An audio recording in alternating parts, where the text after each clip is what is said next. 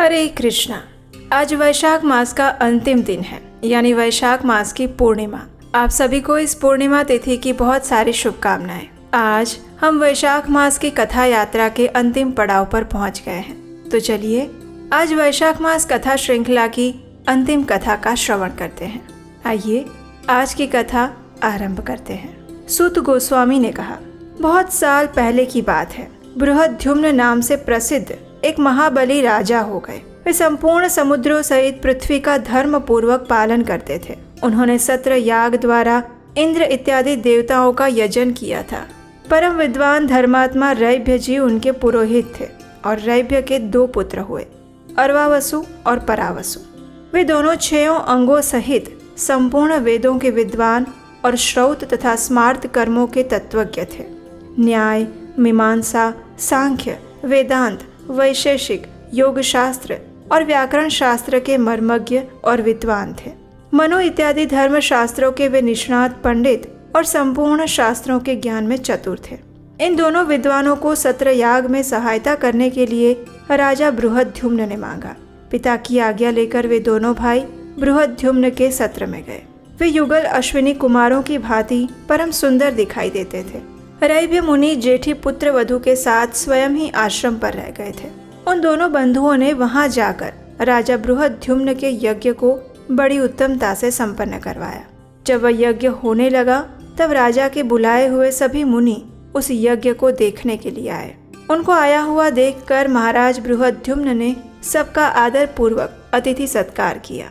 उसी समय आमंत्रित हुए राजा लोग आदर पूर्वक वह यज्ञ उत्सव देखने के लिए अनेक दिशाओं से चतुरंगिणी सेना के साथ आए।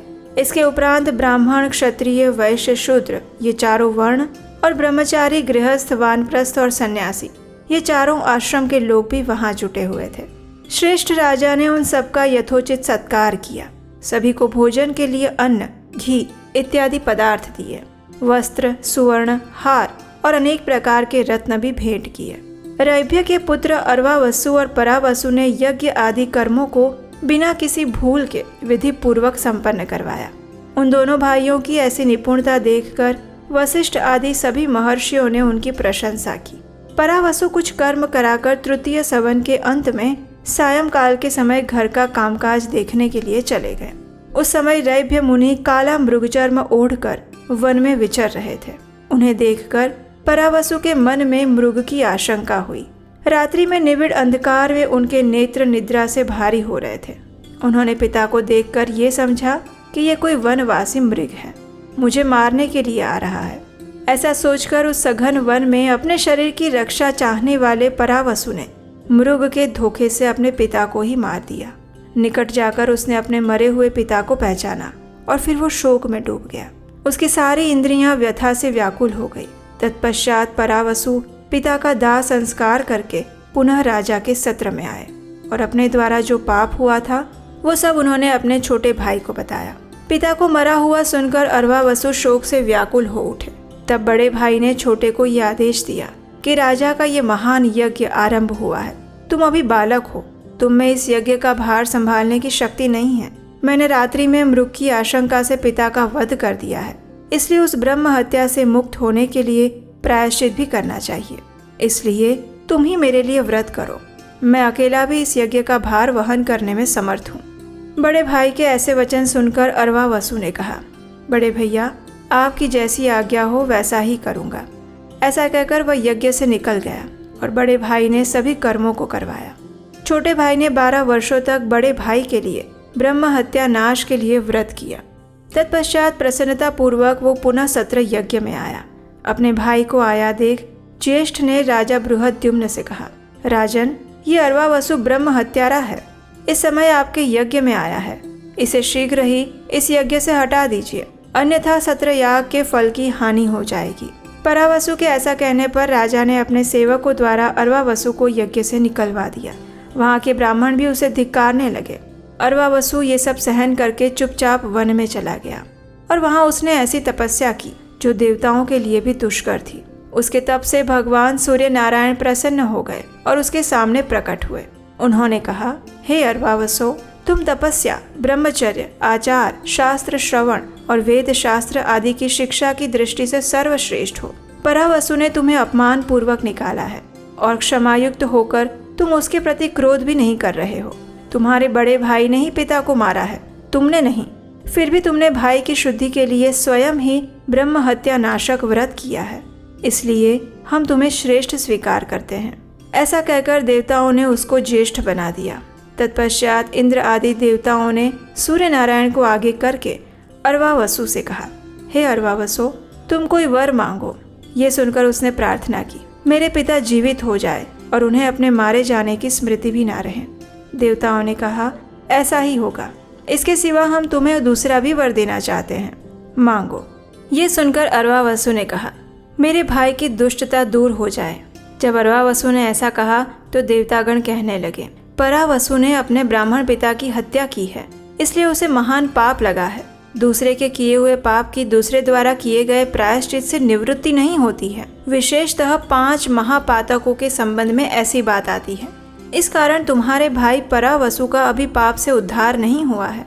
देवताओं की ये बात सुनकर अर्वावसु ने कहा, आपका कहना उचित है, फिर भी आप लोगों के महात्म्य और प्रसाद से पिता और ब्राह्मण की हत्या करने वाले मेरे भाई का जिस भी प्रकार उद्धार हो सके वो उपाय कृपा पूर्वक बताइए। अर्वावसु का ये वचन सुनकर देवताओं ने दीर्घ काल तक विचार किया और फिर एक निश्चय पर आकर उन्होंने इस प्रकार कहा, उस महापातक के निवारण का उपाय तुम्हें हम बता रहे हैं। दक्षिण समुद्र के तट पर जो परम पवित्र मोक्षदायक राम सेतु है, उसी पर धनुषकोटि नाम से विख्यात एक परम उत्तम मुक्तिदायक तीर्थ है, जो ब्रह्म हत्या, मदिरापान, सुवर्ण की चोरी, गुरु शय्यागमन और इन सबके संसर्ग रूप महापातकों का विनाश करने वाला है। जो मनुष्य मन में कोई कामना नहीं रखकर उसमें स्नान करता है, उसको वो तीर्थ मोक्ष फल प्रदान करता है। वह दुस्वप्नों और नर्क के क्लेशों का नाश करने वाला और धन्य क्षेत्र है। तुम्हारा ज्येष्ठ भाई परावसु यदि वहीं पर जाकर स्नान करेगा तो वो तत्काल ब्रह्म हत्या से मुक्त हो सकता है। ऐसा कहकर देवतागण अपनी पुरी को चले गए और फिर अर्वावसु अपने बड़े भाई परावसु को साथ लेकर श्री रामचंद्र जी के धनुषकोटि नामक तीर्थ में गया। परावसु ने पातक शुद्धि के लिए उस सेतु तीर्थ में संकल्प करके अपने भाई के साथ नियम पूर्वक स्नान किया। स्नान करके जब वे उठे तब आकाशवाणी हुई, हे परावसु, तुम्हारी पितृ हत्या और ब्रह्म हत्या नष्ट हो गई। तब छोटे भाई के साथ परावसु ने श्री रामचंद्र जी की धनुषकोटि को भक्ति पूर्वक प्रणाम किया और रामेश्वर महादेव को भक्ति भाव से नतमस्तक होकर दोनों भाई अपने पिता के आश्रम पर आ गए। वहाँ रैभ्य मुनि मरकर पुनः जीवित हो गए थे। उन्होंने अपने दोनों पुत्रों को आया देखकर मन ही मन बड़े संतोष का अनुभव किया और फिर वे अपने पुत्रों के साथ उसी आश्रम पर सुखपूर्वक रहने लगे। तो ये थी आज की वैशाख मास की अंतिम कथा। भगवान श्री विष्णु को प्रिय इस वैशाख मास में हमने पूर्ण प्रयास किया कि आपको संपूर्ण मास के दौरान वैशाख मास का महात्म्य और उससे संलग्न सुंदर पौराणिक और प्रमाणभूत कथाएं सुनाएं। अगर आपको हमारे द्वारा किया गया ये प्रयास अच्छा लगा है और आप इस कार्य में अगर हमारी सहायता करना चाहते हैं तो स्क्रीन पर दिए गए नंबर पर अपना आर्थिक योगदान भेज सकते हैं। आपके योगदान से हम वैदिक ज्ञान का प्रमाणभूत प्रचार करने का कार्य निरंतर आगे बढ़ा पाएंगे और इसे अधिक से अधिक लोगों तक पहुंचा पाएंगे। वैशाख मास की तरह ही अगर आप आने वाले मास की कथाएं भी सुनना चाहते हैं तो हमें नीचे कमेंट बॉक्स में लिखकर बताइए। अगर आपकी इच्छा होगी तो हम आने वाले मास की भी विशेष कथा श्रृंखला आपके लिए लेकर आएंगे।